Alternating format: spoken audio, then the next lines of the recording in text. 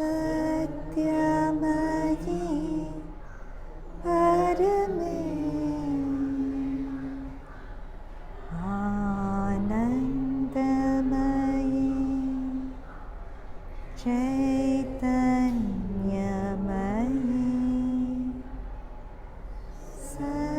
सत्यमयी परमे आनन्दमयी चैतन्यमयी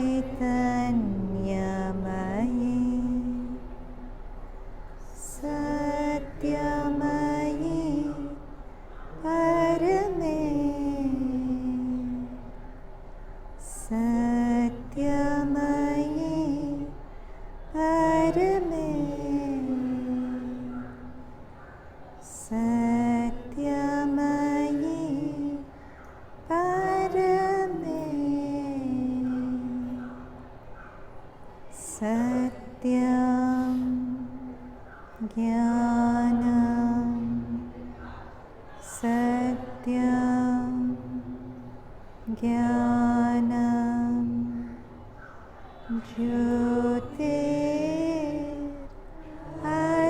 ज्योतिररविन्द सत्यं ज्ञानं सत्यं ज्ञानं ज्योतिररविन्द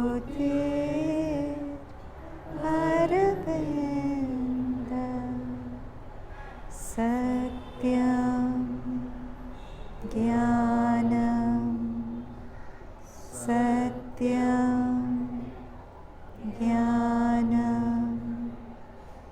ज्योतिररविन्द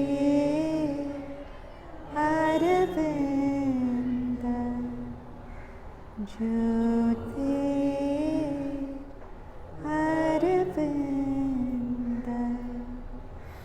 ज्योतिररविन्द.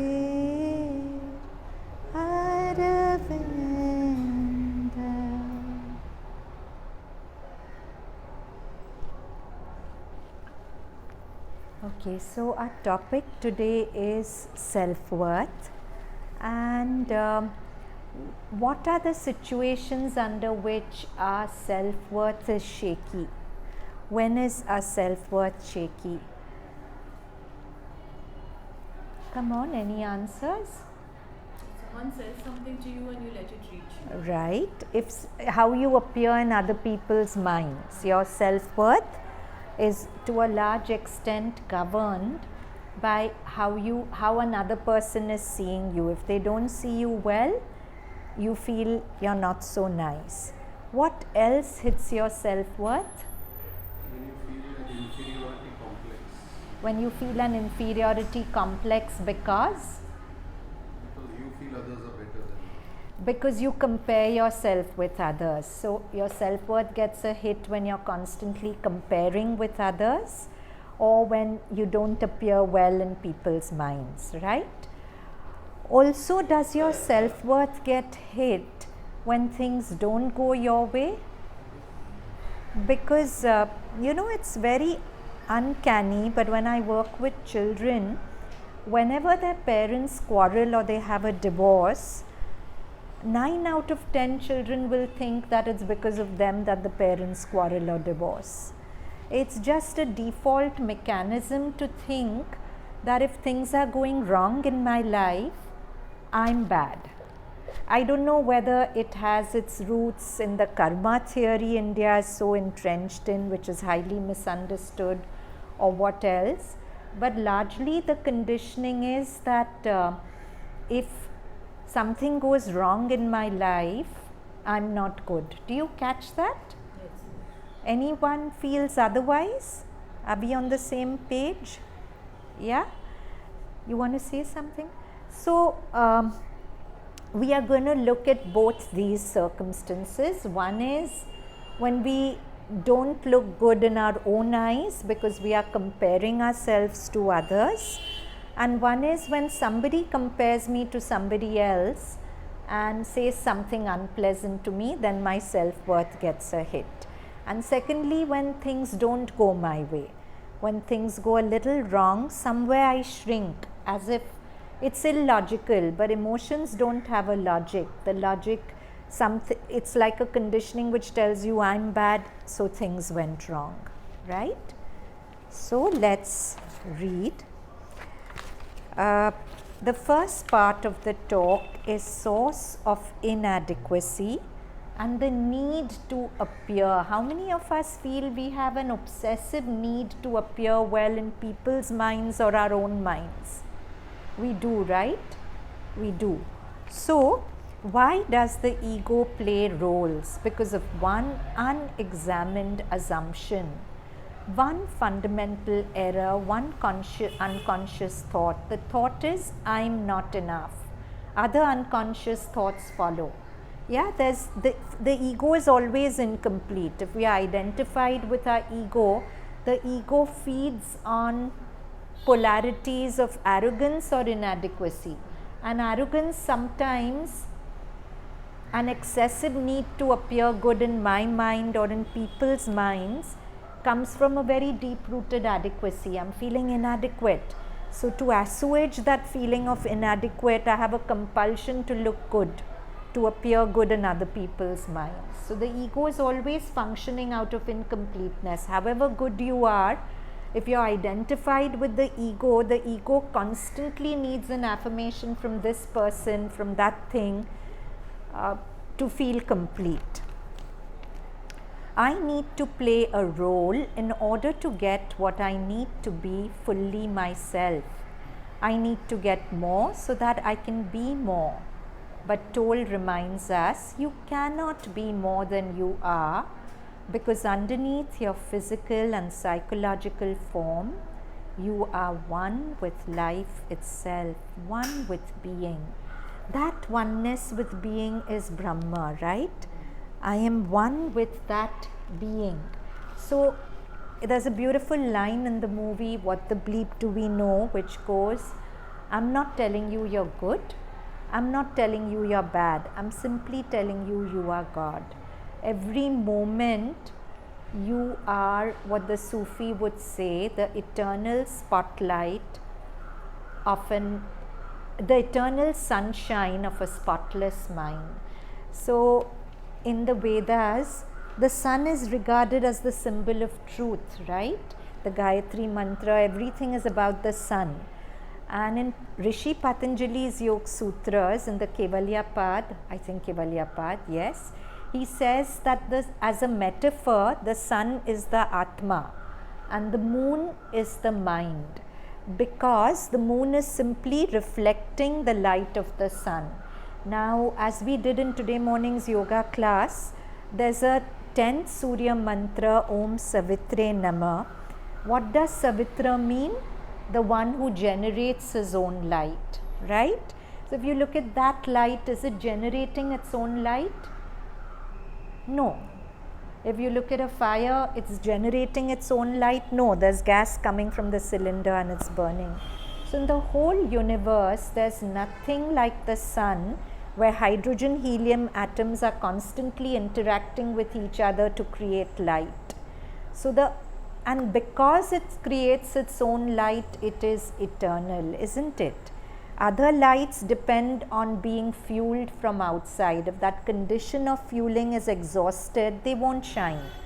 But the sun shines by its own light, and it's making its light for eternity. And deep down, we are not the moon of the mind. Rishi Patanjali reminds us, the moon is only shining with the reflected light of the sun. We are not the moon of the mind. We are the sun, which is always generating its own light. And this light of the Atma, the sun within, becomes our thoughts, our emotions, our body sensations. It becomes everything that I call me, isn't it? So when I'm resisting myself, am I not resisting the light of the original sun? And my biggest resistance is often myself, the one I'm hating on the most. Of course, there are exceptions, but very often it's me. I'm feeling I'm wrong, I did wrong. Anything goes wrong, I'm wrong. It's like that. So conflicts immediately shrink you, right? You feel you're not good enough when you get into conflicts. But don't you see conflicts have a very fundamental role to play? Conflicts always bring out things in you which need to be brought out. If there were no conflicts, they would never come out. So it's just a working of the sun to bring out the sunshine of conflict also. So it's not wrong. I have to give up the habit of making myself wrong and worthless. I should have the self-worth of not because of my achievements. Okay, when you're young, achievements are nice, but achievements will come and go. The best runner at some point won't run. The best muscular body at some point, 90, 100, will lose muscle mass. All these are fleeting because they are not you. What's really you is eternal. Therefore, there's a beautiful Upanishadic mantra, Etad Amritam Abhayam Etad Brahma.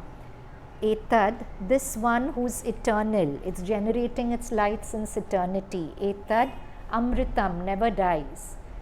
Abhayam, therefore it's secure in its eternity, it's never afraid, because it's constantly, we are always afraid, oh, I won't have enough praise, recognition, money, fame, I won't have enough, because I live in thinking I'm limited.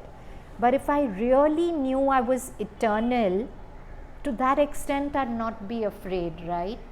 Then when things went wrong, I would recognize that it's one way the eternal sunshine of that spotless mind is shining.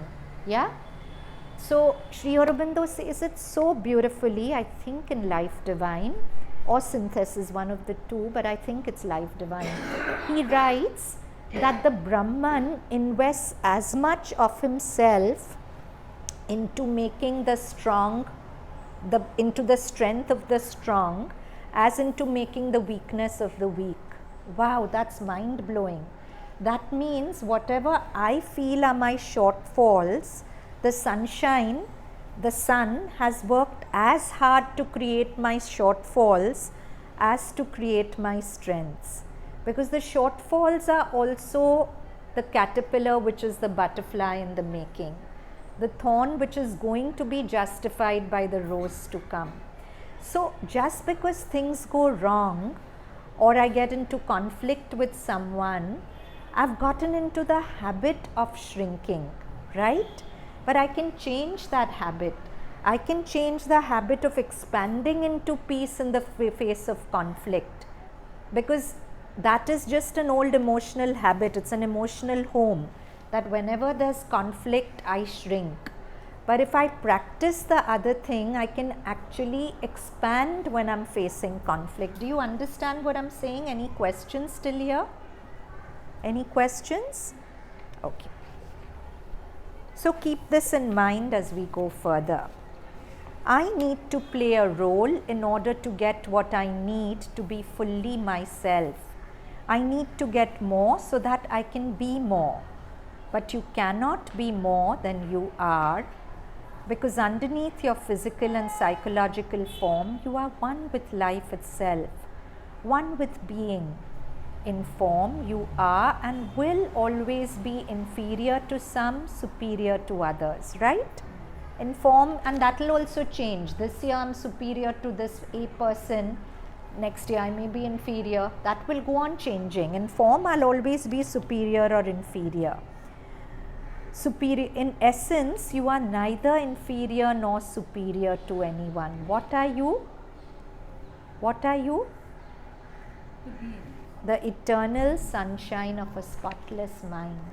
In your moments of inferiority, you're still the eternal sunshine of a spotless mind. In moments of superiority, you're still that. Whatever you do, you will always be there. And the more we draw our self-worth from that, and it's not easy because we made a very many lifetimes ka habit of drawing our self-worth from what happens to us. But our real self-worth is in our being. And with a little practice, we can source that. So, true self-esteem and true humility arises out of that realization. In the eyes of the ego, self-esteem and humility are contradictory. In truth, they are one and the same. So, in the eyes of the ego, if I have self-esteem, how can I be humble? Right? But the real self-esteem is a beautiful blend of self-worth and humility. Why? Answer. Your no answers are wrong here. Why is the real self-worth a blend of humility and self-esteem? Huh? There's no ego in it, and you're so humble, because if the real self-worth comes from knowing I am that, I also know everything is that.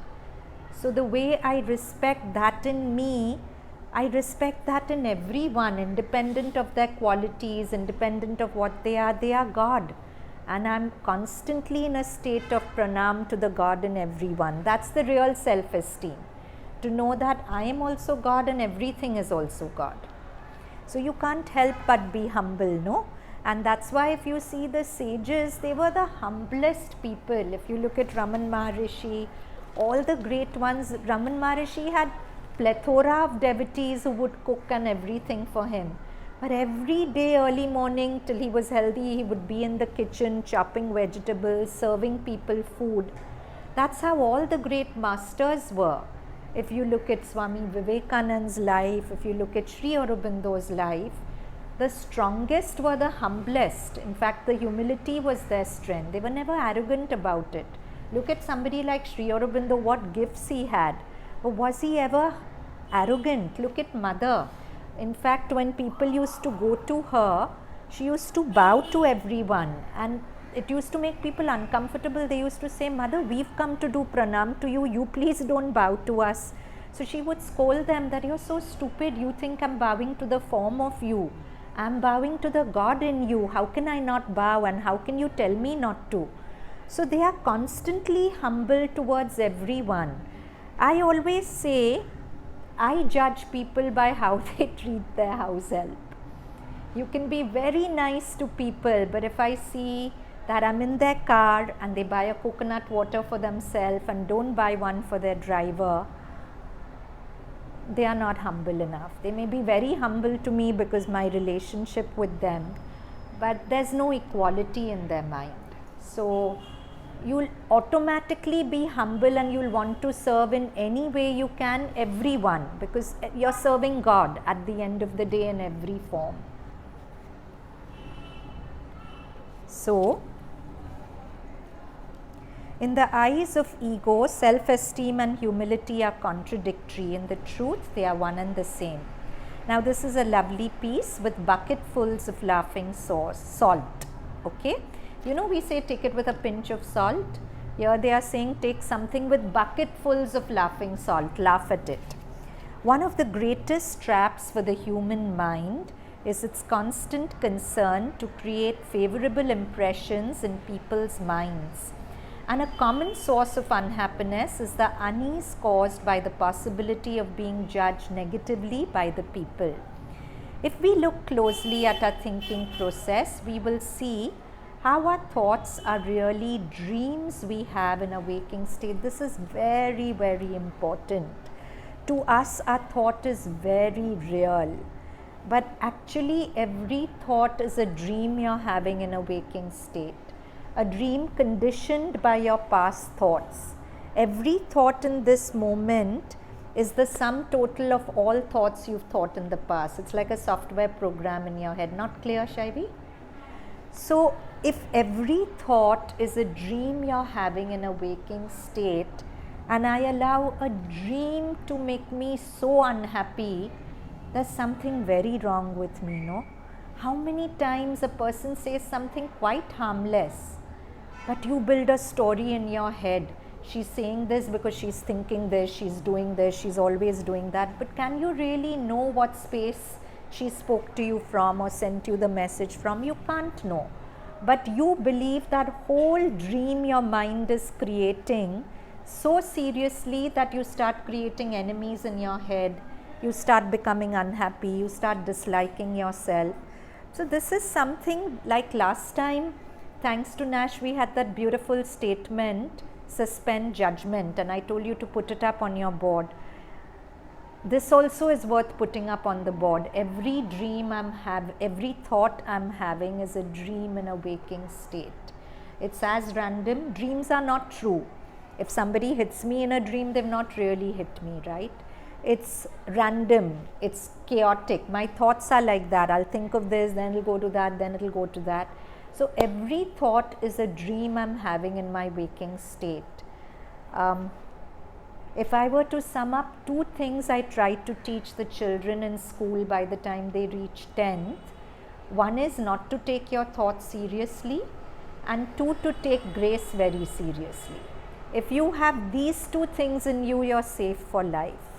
We live the opposite. We don't take grace seriously. Will grace really do it? Is this really a working of grace? But we take our thoughts very seriously. So that's the source of our misery. So, if we look closely at our thinking process, we will see how our thoughts are really dreams we have in a waking state. They are as random and divorced from reality as dreams are. If this is true for my mind, it is also true for the other mind which may be thinking of me. It's not just my mind which is dreaming everything. Supposing another mind is even thinking badly of me, it's a dream they are having. The other person's thought about me too are dreams in a waking state. In a dream a person may be having of me, I may appear as a cantankerous, quarrelsome and unpleasant person. However, this is not the truth of what I am. Hence, I should not care too much about how I appear in the dream thoughts the person is having about me. When I'm hurting over what someone thinks of me, it is quite liberating to recall that firstly, my thoughts regarding this are dreams. I'm thinking, she's never going to see my face again. But that's a dream in my head. And then whatever she's thinking about me is a dream in her head. So I am dreaming of the other person's dream of me. Do you get it? When I'm thinking she's thinking this about me, I am dreaming of the other person's dream of me. Imagine you're asleep. Suppose Trupti has a dream, hypothetically, where there's some conflict with me, and somehow I can tune into her dream. But Trupti actually loves me. In her dream, anything can happen. Now, suppose she's not even dreaming that, but in my dream, I'm dreaming that Trupti is dreaming this. So that's 2 levels away from reality. So this is 2 levels away from reality. Beautiful to smile, relax, and watch the dream and the unhappiness created with bucketfuls of laughing salt. Not with a pinch of salt, but bucketfuls of laughing salt. A poem penned a while back in relation to this comes to mind. We've done this before, but Other Arms Await You is the title of the poem. Scalding words hurled. Somebody has said very mean words to you. Roaring flames of anger, hungry to devour and negate. Suppose they are even saying things in a way that you feel it's going to destroy you. For a moment, the fall into the abyss of inadequacy, right? That's what I said. When you get into conflicts, you feel very inadequate. For a moment, the fall into the abyss of inadequacy. Then a memory stirs. A wordless voice reminds. This is the voice of the psychic being, the voice of Krishna, Mother, whatever in the heart. Hurt not if the arms of this fickle world withdraw. The world is very fickle. The same person you're gungu about today, tomorrow will be different. That's the way life is. Mother has said that every human being will let you down at some point or the other, because no human being is meant to be 100% there for you. Only the divine is for you if you are for the divine. So don't only bank that this person's going to love me forever. It's not going to be. Human beings keep changing and their emotions towards you will also keep changing. Make peace with that. It can't be helped. So, a wordless voice reminds, hurt not if the arms of this fickle world withdraw. Other arms await you, unseen arms of love that never judge. The Krishna, the Mother, the Savitra that you really are, that's waiting for you. They are unseen arms of love that never judge. Arms that are waiting just one turn of attention away. Or right now, she said this, he said this, I'm bad, she's bad. But turn your attention within. That was our talk last time also. Anxiety, the way out is the way in. When you're really caught up, go within. Feel this presence. That has the power to solace you like nobody else can. That has the power to reach you where nobody else can, even if they want to. A wordless voice reminds, hurt not if the arms of this fickle world withdraw. Other arms await you, unseen arms of love that never judge. Arms that are waiting just one turn of attention away. Pulled into the refuge of those arms, wholeness is restored. A wholeness, the Savitri in me, a wholeness that unflinchingly confronts the snarls of person who's snarling at you with a transcendence that knows itself to be beyond their reach. Suppose I know that I am that sky. Imagine a sky. What is the sky? It appears to be blue, but it is Nilima, the blue that is not blue. In Sanskrit, so beautiful, Nil is blue, Ma is not. So the blue that is not blue, it appears to be blue, but there's no blue there. It's just an endlessness of empty space. Now if I'm convinced there's a blue sky, and I make this wonderful spaceship that can go very high, and I have a vendetta against the sky, hypothetically, and I want to malign the sky with black color, I'll keep throwing color into the sky, but the sky doesn't exist, it can't get stained. So who I really am cannot be stained. Do you get that? How do you get that? How come who you really are can never be touched? No answers are wrong, just speak it out. Because it is beyond criticism and the mental level. Very good. Because when you're the sky, you've seen through. You've seen that there's no person there, there's no person here. So if Prarthana tries to throw black at me, there's no me to receive it. And I've seen that there's no Prarthana there also to throw. That's just a dream in my mind. I am a dream to myself, Prarthana is a dream to me. So actually, Prarthana's throwing color at me is the dream Prarthana's throwing color at the dream Anahita. It actually will never reach me, because I'm Nilima, the blue that appears to be blue but is not. Really, Sanskrit is an amazing language. It's a language that just captures the truth. Imagine in English, would we ever dream of calling the sky as the blue that is not blue? And even if it did, what would people understand of it? But that's how Sanskrit is. It's an amazing language. Okay, so now we come to this story. It's again from Vedantic Tales. Many of us have heard it before. It's a common story in Vedanta to explain the concept of Nilima. But anyway, we'll go into it. Come. If you need a backrest, come here.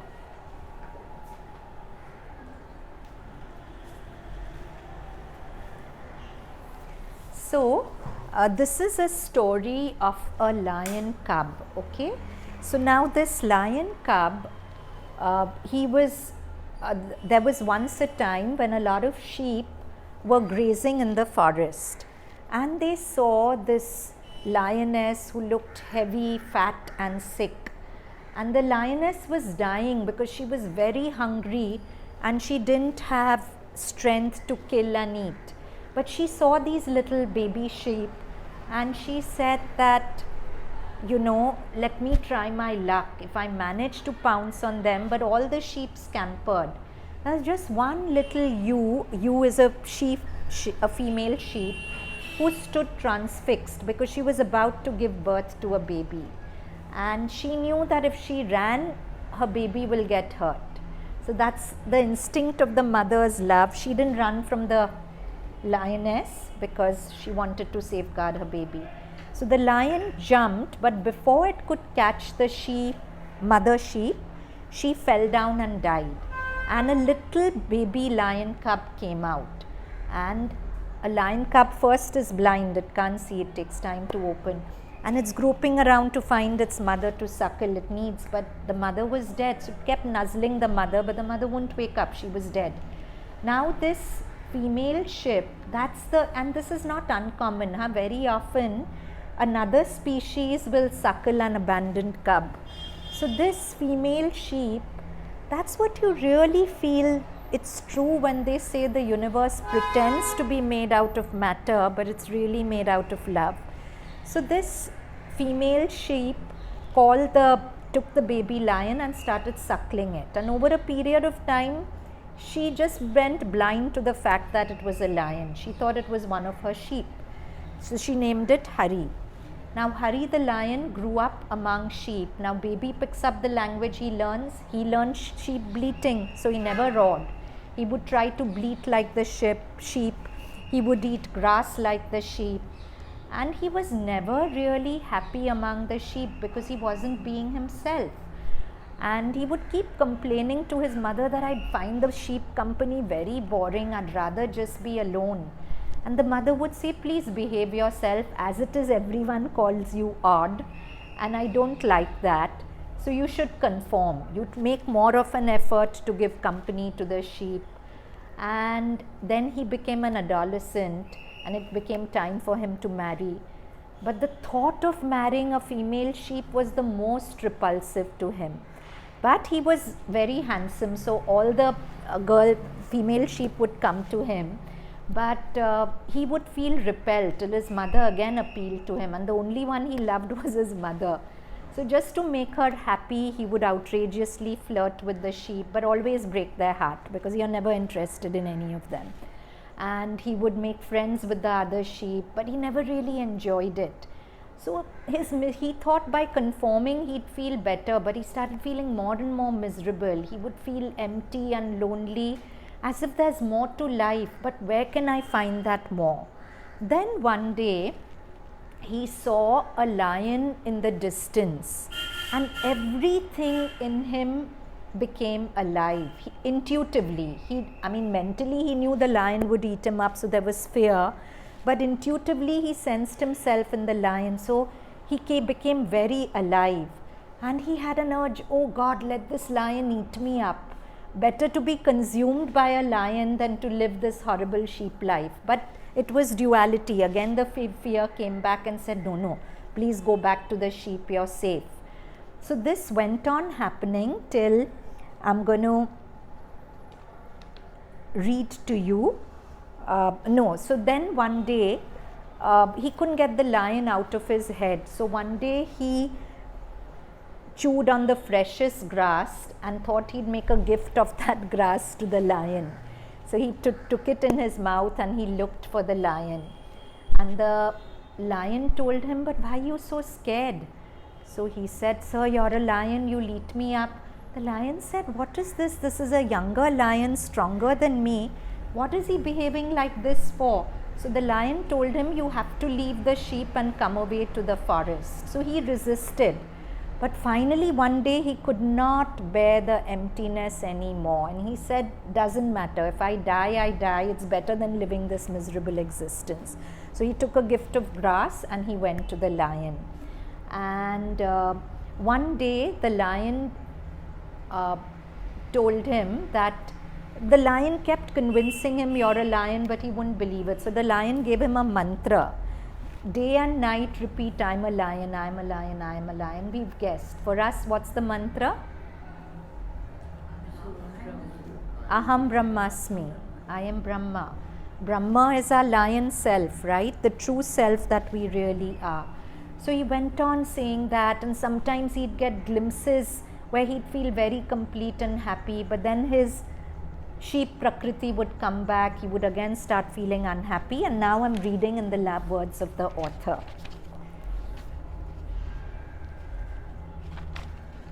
The lion smiled. Come with me. He led him, hurried to a quiet pool among the trees. Come close and look with me into the water. What do you see? He saw two handsome lions with wide brows and thick golden ruffs around their heads. I see two lions, you and another like you, though smaller. You are that other, the lion told him. That is your reflection. You see, you are a lion. Then he explained that Hari was truly a lion and not as he thought a sheep. And when he finished, Hari said, But sir, if I'm a lion, how does it happen that I'm a sheep? You are not a sheep, the lion said in very distinct and measured tones.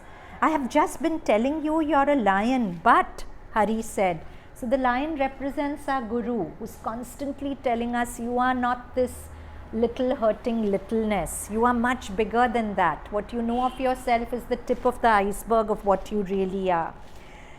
There is a no but. The lion roared and stamped the ground, making the water tremble. Hari also trembled. Yes, sir, he said. To himself, however, he finished the sentence, I am a sheep. The lion glared at him. You want to be a sheep, he roared. Then why did you come here? You might as well just go back. You will be better off. And he started to walk away. Oh no, sir, Hari called after him. Please, sir, the lion returned. What do you want? He asked severely. Make up your mind. After a long time, the lion looked back. All right, now meditate on your own true nature. Repeat, I'm a lion, I'm a lion. Try not to bleat too much. Bleat is the sheep sound. For us, what is the sheep sound? Metaphorically? What would be the sheep sound? Our thoughts. So the lion is telling you, still your thoughts and know you're the all-powerful silence at the back. So every morning at daybreak and every evening at sunset, Hari sat by the pool for meditation. At times his mind would wander on about the affairs of sheep. Snatches of conversations he had had at the Rams Club would flash through his brain, and tender memories of his mother would come to him. But gradually such thoughts grew more and more dim. He became able to control his mind. I'm a lion, he would repeat. Earlier he was not able to say it only. Thoughts would keep coming. Now at least he's able to say it. He tried it with emphasis on different words and tried to give it a roaring sound. I'm a lion, I'm a lion, I'm a lion. Still nothing came through. He remained a sheep, but a sheep who was beginning to feel at home in the vast forest, which at first seemed so strange and fearsome. When he was not meditating, he would look into the pool and study the reflection. Or better, he would sit and look deep into his master's sun-like eyes and feel that he was looking into eternity itself. And he was always ready to serve the lion, anticipating his smallest needs. Sometime the lion told him stories of the forest. Those are spiritual stories for us, like a pravachan from our guru, with a transcendence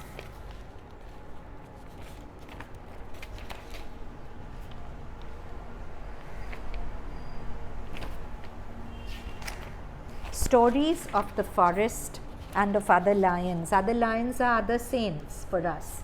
Sometimes he scolded him for his sheep-like habits, his eyes flashing fire and his roar like thunder, but he never turned him away. Those were happy days. But because Hari persisted in his sheep behavior, one day the lion said, I'm going away and I never want to see your face again. And Hari is waiting and waiting, when will the lion come? Days passed and no lion came. Then one morning, out of the blue, the lion roared at him with his worst roar Hari had ever heard. Stop that bleating. Stop nibbling grass. What is the matter with you? Be a lion. Hari hung his head. I can't, he bleated. Then stay away from me. I don't want to see your face. Don't follow me. And with that, the lion turned and walked away, and he stayed away. He stayed away for days and days. It was like death. Then one day, as unexpectedly as he had left, the lion returned, shining out of the dark trees like the sun. In his mouth, he carried a piece of red dripping meat. "Sir," Hari cried and prostrated himself. The lion walked up to him without greeting and dropped the meat at his nose. "Eat that," he commanded. Now, it's not like our Guru will ask us to eat meat. This is a metaphor. What is the meat the Guru will ask us to eat? Sir? Surrender. Truth, the meat of truth. We don't want to swallow the truth because we are happy with the lies of our mind. So the meat represents truth. So eat that, he commanded. And though Hari knew that he was irrevocably breaking the final bond with his own kind, he did as he was told and sank his teeth into the red flesh and tasted blood. That's where the phrase comes, no? In English, I have tasted blood once, I always want it again. Once you taste truth, you can never be happy living with the lies of your mind. Then a wonderful thing happened in him. His brain reeled. He felt rays of light pouring through his body. A tremendous strength flowed through every sinew. He grew vast and powerful. Lioness permeated every cell of his being. He was conscious of his thick mane, his gleaming teeth. That's what truth does to you. If you have a taste of truth, that's your self-worth. You feel very powerful, at the same time very humble. You come to peace at last. Lioness permeated every cell of his being. He was conscious of his thick mane, his gleaming teeth, his strong, supple body. He was conscious of his royalty. And he knew without any doubt that the reflection in the pool was his own. And the golden light shining behind the eyes of his master was his very self. And suddenly he roared. So there's a famous Vedantic phrase, wake up and roar. Don't stay confined to the sheep existence of constantly living in the world of your thought. To roar is touch the silence behind. And it's not an empty silence, it's a silence full of peace, full of joy, full of self-worth. If you want to have self-worth, you have to find your real self. Your surface self will always feel incomplete. It will feel momentarily complete when you're successful, but success and failure are going to come. Nobody is going to be successful all the time. The moment failure comes, the moment criticism comes, your self-worth goes for a toss. Then how is it self-worth? Whereas the self-worth of the masters, whatever happened to them, it was rock solid. You know that story of Swami Vivekananda, who was of course an enlightened sage. You know it, I've told it to you. So he as a rule never traveled with money on him. So once he was traveling in a train in his ochre robes without money. His devotees would give him lakhs with one command, but he wanted to test his surrender to God. So he was traveling without any money, and there was a merchant who hated sannyasis. He didn't know he was Swami Vivekananda. He thought they were parasites on society. So he kept mocking him that y'all are real parasites. You don't earn anything. You live off society. But this didn't affect Swami Vivekananda's self-worth. Can you imagine? We go to a school dandiya ras, a jam session, anything, and somebody gives me a queer look. What has she worn? And I fully shrink. But this was a man who was being criticized for 2 hours continuously for his get-up. And he was completely at peace. He knew who he was. He didn't need affirmation from somebody who's ignorant. So finally the train stopped and he got off the train. It was a station where people could refresh themselves, have some food, whatever. Swami Vivekananda was very hungry and thirsty, but he had no money to even buy water. At certain stations, you have to give money to buy water also. So this merchant laid his mat, made a big show of taking out all the food he had, purposely makes slurping sounds, just to make Swami Vivekananda feel bad. But Swami Vivekananda was undeterred, not bothered. Just then a man came running and he said, "Swamiji, Swamiji." So Swami Vivekananda said, "Sir, you're mistaken. Nobody knows me in this station. You couldn't have come for me." He said, No, sir. In a close by village, I run a tea shop. Afternoon I close my tea shop and I rest. But I was awakened by Ramji and I thought it was a dream, so I went to sleep again. But Ramji kept nudging me and telling me, there's a devotee of mine hungry and thirsty at so and so station. I want you to take food. And saying this, he fell at Swami Vivekananda's feet, that thanks to you I got darshan of my Ramji. And he gave him the best food that was available in his shop. So that's the whole thing. When people are mean, if we buy into that meanness and shrink, the consequence is one. But if you don't shrink, if you maintain your self-worth, that consciousness becomes your protection. No, we think our mind states are determined by what happens to us, but that's not so. What happens to us is because of our mind state. If I have an emotional or energy blueprint, kick me, criticize me, demean me, I'll attract people who will do that. But if I have an energy blueprint in myself where I'm not feeling better than others or worse than others, I'm just feeling very contented and whole in myself, that wholeness will be my protection. There's a beautiful saying, consciousness is the only protection you ever have. Whatever happens to you, if you hold your consciousness intact, the universe will protect you. See how it protected Swami Vivekananda. So, now lines from Savitri, they are very beautiful. As one drawn to his lost spiritual home. Who is he? Ashwapati, Savitri's father. But for our purposes, think of it as yourself when you're getting a glimpse of your lion self. That's your spiritual home, no? Your lion self. So as one drawn to his lost spiritual home, feels now the closeness of a waiting love, as if something inside you has been waiting to pull you in. So Mother gives this for meditation. She says when you meditate in the heart, make an effort to concentrate in the heart, pull all the scattered things of your awareness, and then don't push to enter, just wait and something will pull you in.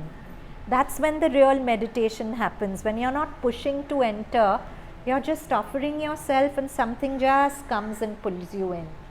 So, as one drawn to his lost spiritual home, feels now the closeness of a waiting love. Something's waiting for me. We feel this when we first go to Pondi or first discover, right? We can't wait to go to the Samadhi, right? Even at their age, however tired they were or whatever, at night they had to go to the Samadhi. And they would fight to go in the morning. I'm talking about teenagers who otherwise won't sit still. But something just drags them to the Samadhi. It's because they are sensing there's a waiting love.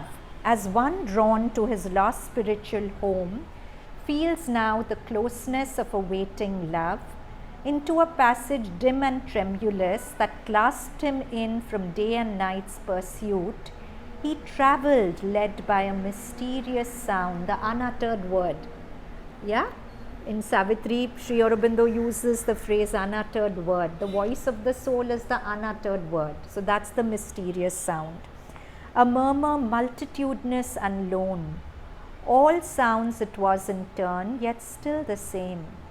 A hidden call to unforeseen delight in the summoning voice of one long known, well loved, but nameless to the unremembering mind. This rings a bell?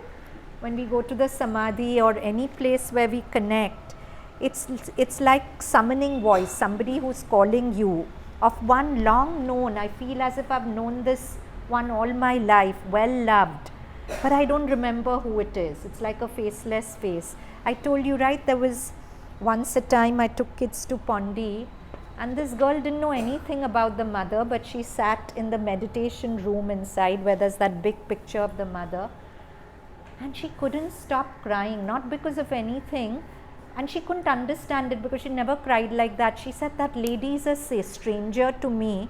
How am I feeling this intensity of emotion for her? You can't understand it. You're not crying because you're sad. You're just crying out of relief and feeling touched and feeling that you've come home. So that's what this is. a hidden call to unforeseen delight in the summoning voice of one long known, well loved, but nameless to the unremembering mind. It led to rapture back the truant heart. Truant is fickle, it always goes to other things. But once this faceless face is glimpsed, it led to rapture back the truant heart. The immortal cry ravished the captive ear. Then, lowering its imperious mystery, it sank to a whisper circling around the soul. It seemed the yearning of a lonely flute. A flute represents Krishna's call, right? So it seemed like the yearning of a flute. Like, it's not like you're hearing a flute, but it has that quality. It seemed the yearning of a lonely flute that roamed along the shores of memory and filled the eyes with tears of longing joy. That's what you cry for, no? You don't know who you're crying for, but it fills the eyes with tears of longing joy. A cricket's rash and fiery single note, it marked with shrill melody night's moonless hush. A beat upon a nerve of mystic sleep, its high, insistent, magical reveille. Mystic sleep means you're in a trance, you're not your normal self. So that voice of your soul beat upon this trance state of your, an insistent magical reveille. Reveille is a refrain, a tune that goes on repeatedly. So that's something which you can't hear, but it's calling you again and again inwards. A jingling silver laugh of anklet bells, that's of course Krishna, the attractive one. A jingling silver laugh of anklet bells travel the roads of a solitary heart. Its dance solaced an eternal loneliness. When we discover, see, those of us who go to Pondi again and again, when we are there, we feel good, right? Everything falls into balance. We don't feel lonely anymore. We are not so bothered by how people think of us. Did I appear? Because you're just connected without your knowing it to yourself. Its dance solaced an eternal loneliness. An old forgotten sweetness, sobbing came. An incense floated in the quivering air. Its mystic happiness trembled in the breast, as if the invisible beloved, that is our lion self, had come, assuming the sudden loveliness of her face. For us, this sudden loveliness of her face is Krishna's face or Mother's face or whoever's face. As if the invisible beloved had come, assuming the sudden loveliness of her face, and close glad hands could seize, catch hold of his fugitive feet. This is a takeoff on Surdas, the blind poet who fell into the well, and he heard Krishna coming to rescue him. So he reached out and caught Radha's ankle, and the story goes that he wouldn't give it back, because he said, if I give it back, you will disappear. You're the mischievous one. I'm too used to your mischief. You come and you disappear.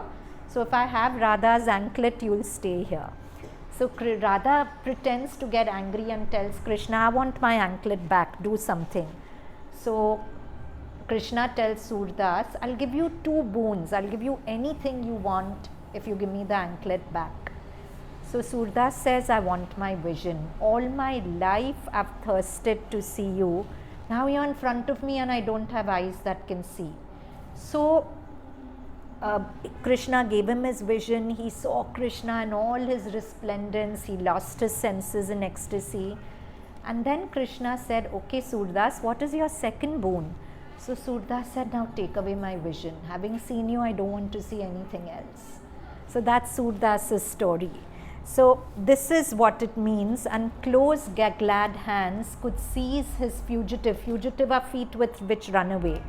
And the world changed with the beauty of a smile. The whole world changes when we see the mother smiling, right? There's another line in Savitri, suffering was lost in her immortal smile.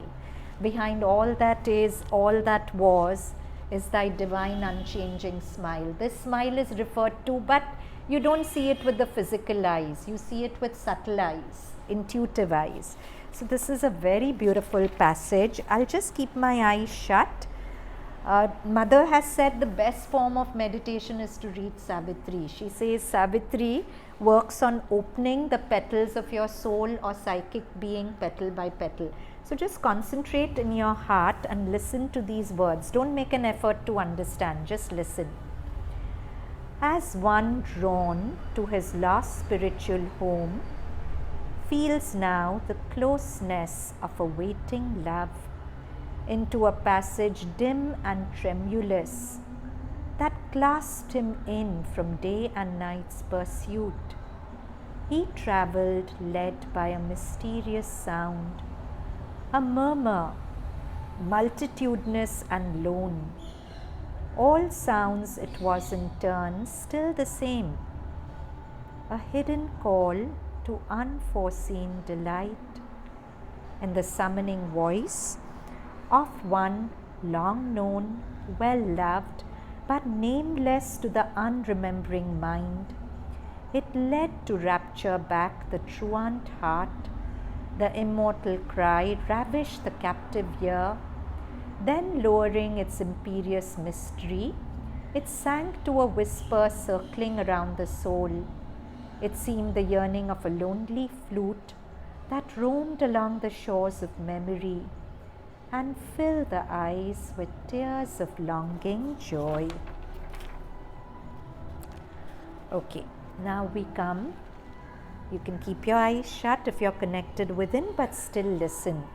Now these are words by my Vedanta teacher Partho. They are very beautiful. When I look at you, the frontal mind believes that there is an I looking at you. Okay? Actually, you in my mind is very different from how you exist in your mind. True, no? No rocket science. How you exist in your mind is very different from how you exist in my mind. Both you and I are a bundle of memories and mental constructs, right? What I think I am doesn't exist. It's a bundle of thoughts I have about myself. I exist as a bundle of thoughts to myself. Behind this, there is that which you may call Mother, Ishwar, Krishna. Okay, the lion behind the sheep self, which you may call Mother, Ishwar, Krishna. And to feel with gratitude that this has become personal in me, has become conscious in me. So that self is impersonal, right? It's the same in everyone. But it has used all its power to become conscious in me, to give me the gift of individual existence. It has labored so hard to become Anahita or Rama or Janaisha or Ava. So, and to feel with gratitude that this has become personal in me, has become conscious in me. This can bring so much gratitude. Doesn't matter what you have given or taken. I'm angry with God, you've not given me this, you've given others this. But Partho is saying, doesn't matter what you've given or taken. You have given me the breath you are. So beautiful. In Sufism, Allah, Al is the, La is one breath. The one breath that permeates all existence. That breath has worked so hard to give me the gift of individual existence. So the Sufi says to realize this alone, you'll spend the rest of your life on bent knees in gratitude. Whatever else you've given me or not, but you've given me the gift of individual existence. You have left all your wisdom and omnipotence and strength to become this bundle of weakness that I am. How much I owe you? You have given me the breath you are, and I'm unconditionally grateful for every moment. You hold me with love through my best and worst. So beautiful, no? See, human eyes will always judge. Their conditioning is to judge. But the eyes of God are eyes that just never judge. That's why to other people you may feel a little something in admitting your mistakes, but when you're writing to Mother or talking to her, you feel so unjudged by her that you want to show her your weakest parts. Because really, if you're connected to your psychic, you'll just know that the deepest that you are loves you unconditionally no matter what you do. It never judges you because it has become you, no? How can it judge its own becoming? And it knows it's become you for a particular purpose. It's become the caterpillar you full of darkness and weaknesses to eventually bring out the butterfly you. So how can it judge the caterpillar which is just a step on the way? Isn't it? So, you have given me the breath you are, and I'm unconditionally grateful for every moment. You hold me with love through my best and worst. My best and worst movements are held by you without judgment, just embraced. Then generosity arises. You, the central one here, let me serve you out of gratitude and all. When you really come to this knowing that I am God, I am the eternal sunshine of a spotless mind, and everything is God. You're so grateful to God for giving you this gift of yourself that you want to serve Him in everyone else also. Isn't it beautiful whenever I'm feeling God hasn't given me this or that? It's so beautiful to recollect whatever you've given me or not, you've become me. You have left all your kingdoms of riches to enter my mortal poverty and become me so that I can change. How much gratitude I owe you? Lifetimes of gratitude isn't enough for this gift. Then Toll says, to love is to recognize yourself in another. What a beautiful definition of love.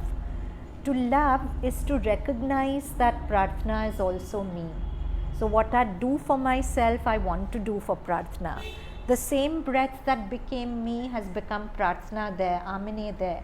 What I want to do for myself, I want to do for Amine, because I'm recognizing myself in the other. The other's otherness then stands revealed as an illusion pertaining to the purely human realm, the realm of forms. When another recognizes you, so if I see myself in Prarthana and she needs something, I won't have the ego of the do-gooder. I'll just go and do it for her and forget about it. If my hair is dirty and I wash it with my hands, will my hair keep thanking my hands, thank you for washing me? No, it's a natural thing to do. When you feel separate from others, that illusion, that ignorance makes you want to harm them. Because you're miserable and your misery wants company, and you have the illusion that if you make that person miserable, you will be happy. But actually you're making yourself more miserable because you're going against your grain, isn't it? Your grain is oneness and love, and if you live with that, the universe will reward you. If you go against the flow of life by harming another, the universe will give you the consequences. There are consequences to everything, not to punish you, but so that you can grow. If you put your hand in fire and it burns, next time you'll think twice before putting your hand in fire. If you hurt someone and there's a consequence to it, next time you'll think twice before hurting someone. Because every time you hurt someone, there will be a consequence. Now, 1 year later, 10 years later, next life, whenever. But the consequence will be there. Similarly, if you genuinely do good for another without a do-gooder's ego, without expecting anything, the person may or may not reward you, but the universe is going to reward you. That's how it works. See Swami Vivekananda in that story, the man went ranting on and on, not one thought of ill will. Just silently recognizing, I don't know, it's not written, but guessing Sri Swami Vivekananda's state, like his master Ramakrishna, when a snake came on him, he didn't get at all scared. He just told the snake, oh mother, you've come to me in this form, and the snake slithered away. So Swami Vivekananda also would remember that this one cursing me is also God in his caterpillar state. But someday he's going to grow into his butterfly state. Why kill the caterpillar? Everyone who's mean is God in the caterpillar state, but God nonetheless. So when you look at that caterpillar state with butterfly eyes, the caterpillar starts changing into the butterfly. Do you understand?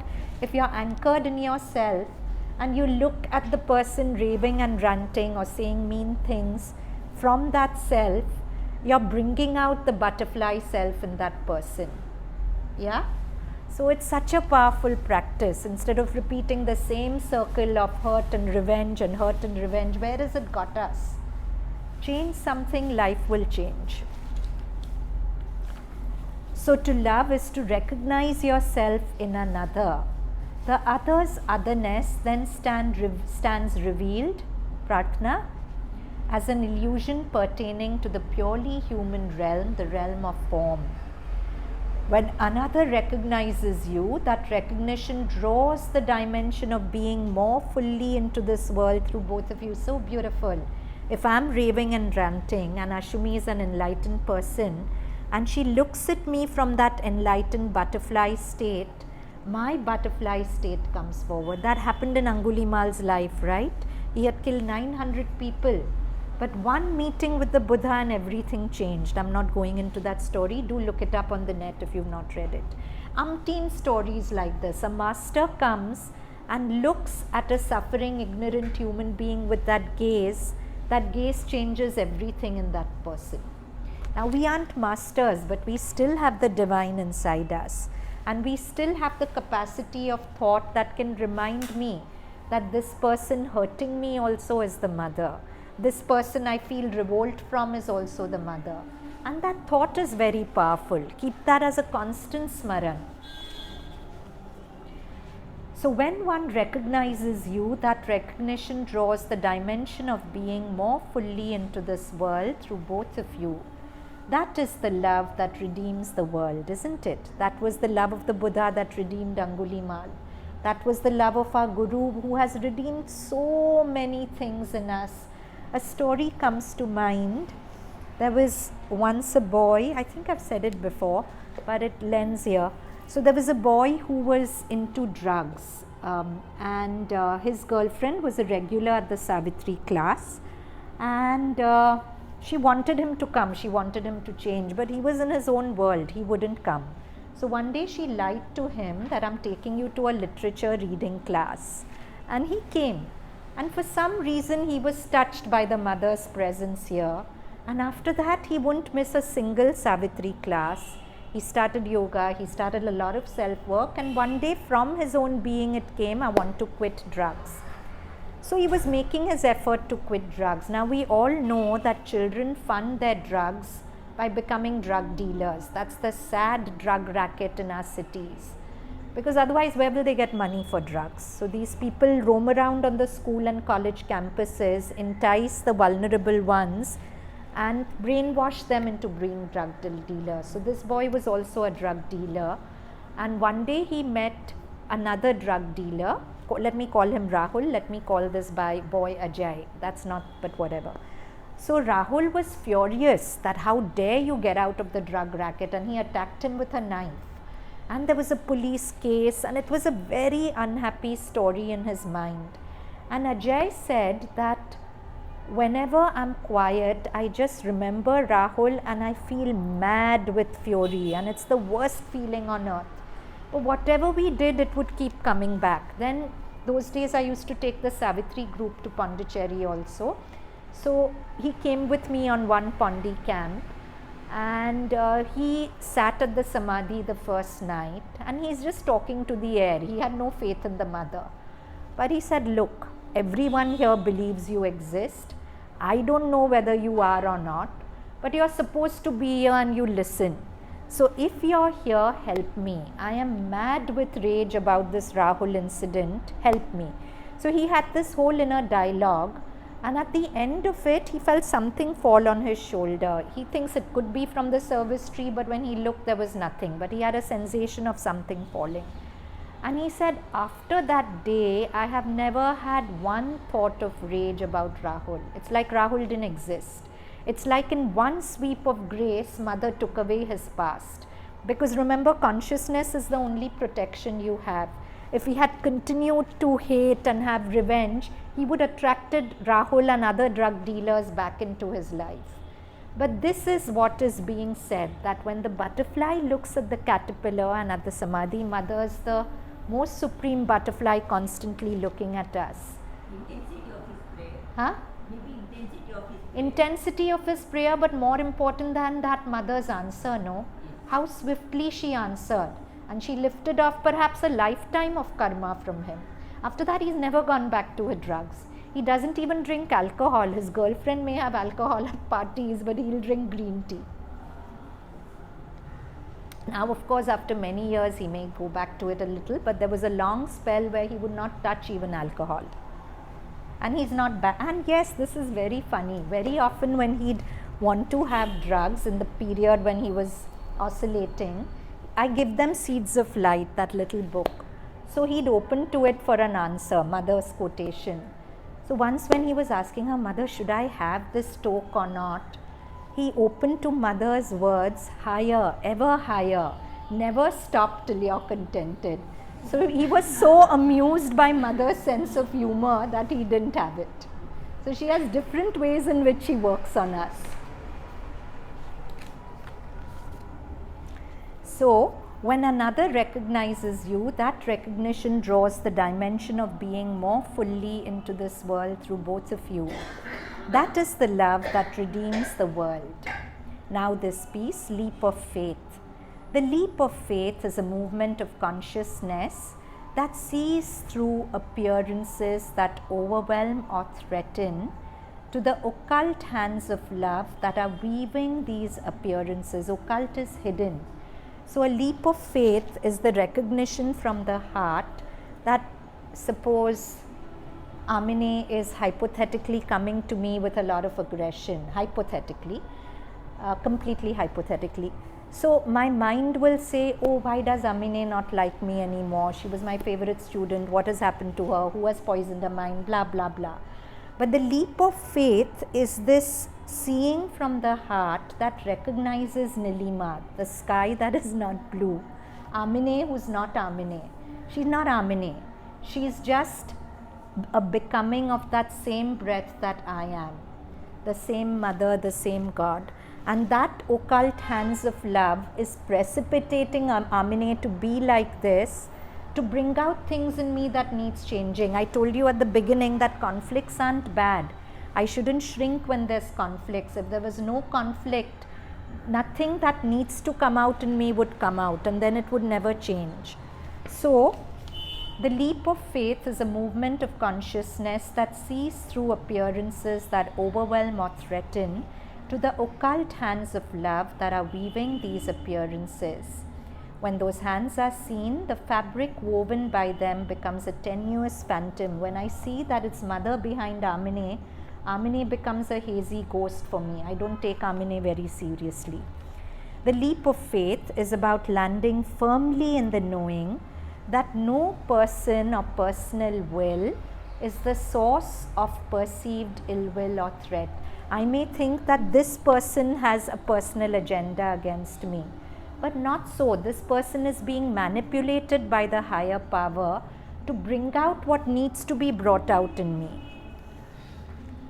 That the impersonal whole is constantly precipitating into the appearance of a person. The impersonal whole, the blue that is not blue, is constantly becoming this person and that person and that person, of the person to fulfill through the agency of the perceived ill will, its eternal, unchanging, supreme goodwill. So beautiful, no? That hand is using this person to fulfill its eternal, supreme goodwill in me. Now that's very difficult to do when I'm agitated, when my ego comes forward.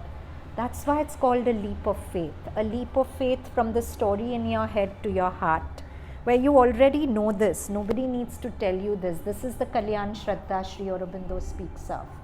That this knowing that everything is God and everything is good is the very fabric of your inner heart intelligence. You can't get it from outside. Nobody can teach it to you. You just have to go within and you'll know it. The term Sarv Aram Parityag, there's a term in the Gita where Krishna tells Arjun, Sarv Aram Parityag. Sarva is everything, Aram is initiating, Parityag is give it away. So don't initiate a reaction to defend yourself. The term Sarvaram Parityag, sacrifice all initiations from the Gita, is to arrest the initiation of reaction to the appearance. She's told me this, I must give back. But I must give that up. I must not initiate a reaction like Swami Vivekananda. He didn't do anything to protect himself, and he was protected in the most beautiful way. The merchant at the end of the story kept looking in awe and reverence at Swami Vivekananda. What words of Swamiji could have changed the merchant? Nothing. But the universe took the action. When he didn't try to defend himself, the universe, the mother, defended him. But for that, you have to be at that state. If I'm not at that state, I mustn't become a doormat either. It's a balance between both. So if I'm sure I'm saying something to defend the truth, I should say it. But if I know there's a tinge of self-defense, she made me wrong, I want to make her wrong, then don't speak out of that space. The term Sarvaram Parityak from the Gita is to arrest the initiation of reaction to the appearance, to cease from locking horns with circumstances that are destined to be. It is not a stoical, resigned ceasefire on life. I've not become a doormat. It is a surrender to a love glimpse secretly orchestrating the perception of being attacked only to liberate, to set free. So beautiful, no? It's not a stoical, resigned ceasefire on life. I'm not becoming a doormat. It is a surrender to a love glimpsed. It's a secret love, but I'm glimpsing it now.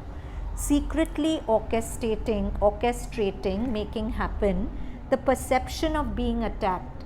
Remember, this perception that I'm attacked is also the eternal sunshine of a spotless mind.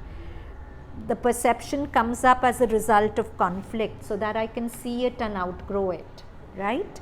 So, glimpse secretly orchestrating the perception of being attacked only to liberate, to set free.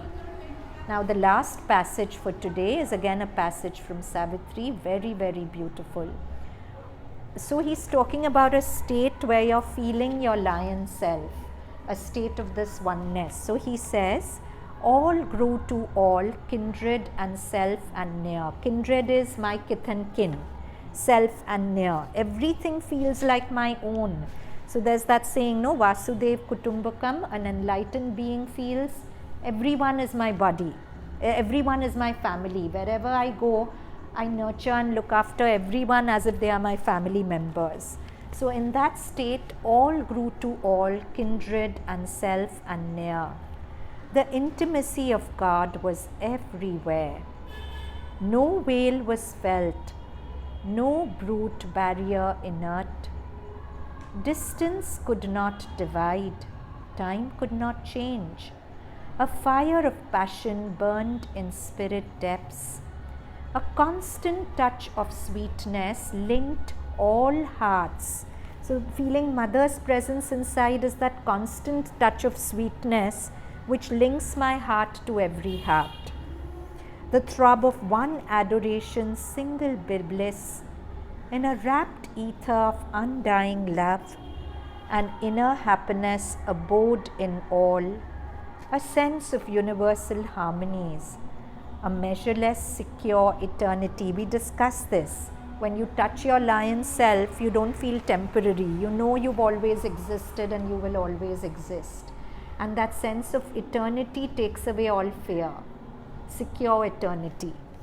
A measureless, secure eternity of truth and beauty and good and joy made one. Now, if this eternity was an eternity of endless sorrow, it would frighten me.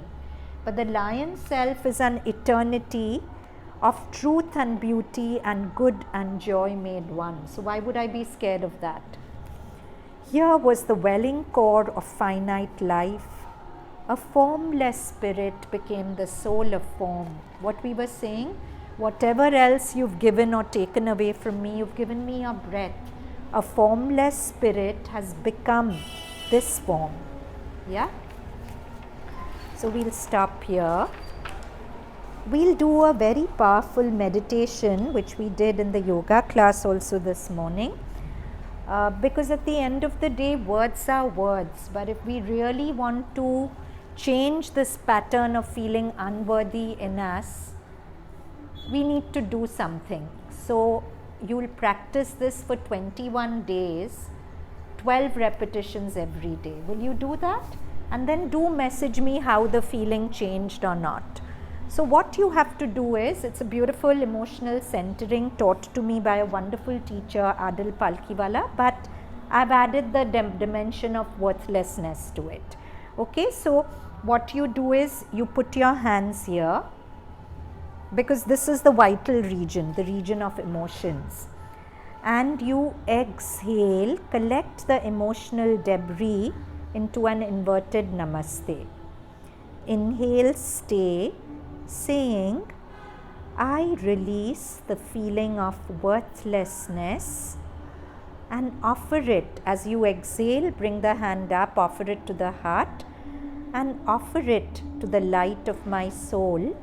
Now add, so that next time there's conflict or something unpleasant, instead of shrinking, grace makes me expand.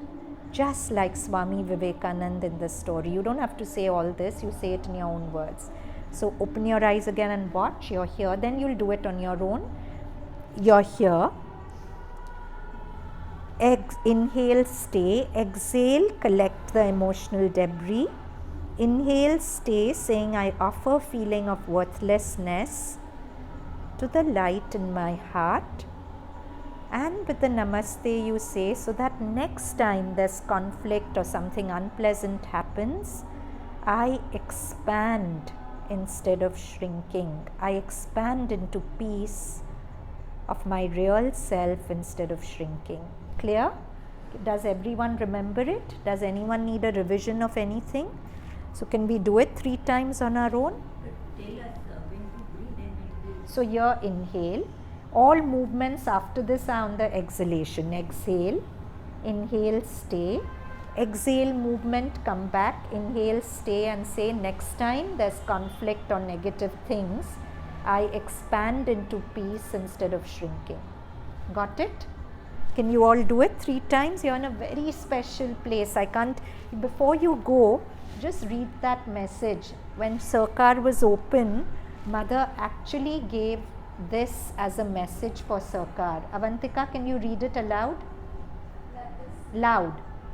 Let this new house be filled with an ardent aspiration. So let me say it aloud. Let this new house, it was a new center, be filled with an ardent aspiration For the divine realization. for realizing my lion self.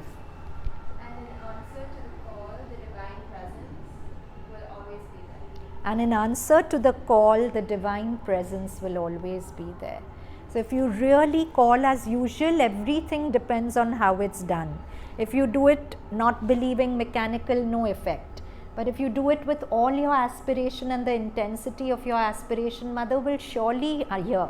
Like how she lifted off for Ajay that fury, she'll lift off for you whatever you want lifted off. So let's do it. Come.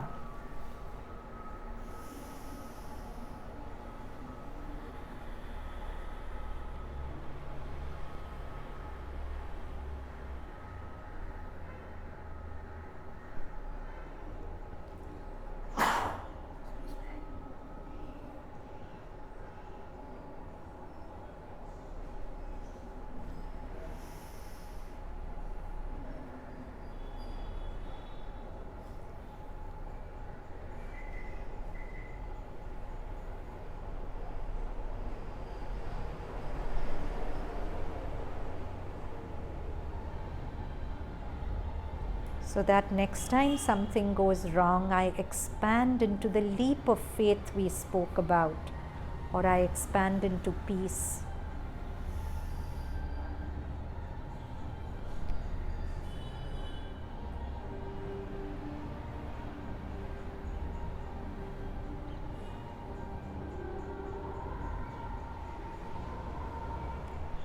Just 3 times would have made you feel good. Imagine if you do it 12 times. 12 is the mother's number. How powerful this practice can be. And for 21 days. 21 days it's time for any cycle to get completed. So if you want to quit addiction or whatever, they say don't smoke for 21 days and your addiction will be much weaker. Okay, now hands in a namaste. Let's end with 3 ohms.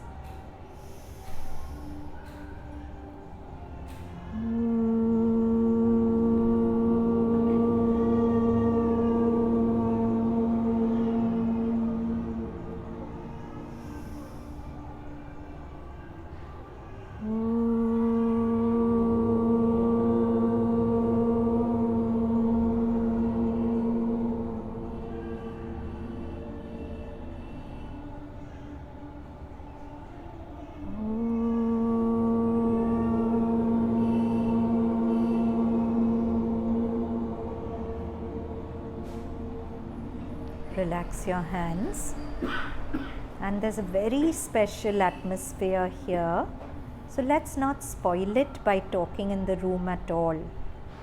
Very advisable for all of you who have time to just sit 5 minutes and talk to the air, talk to Mother like Ajay did, or concentrate in the heart before you get up. And even when you get up, no talking here. If you need me, I'm in the kitchen for a short while. But please remember to talk in whispers so people meditating here don't get disturbed.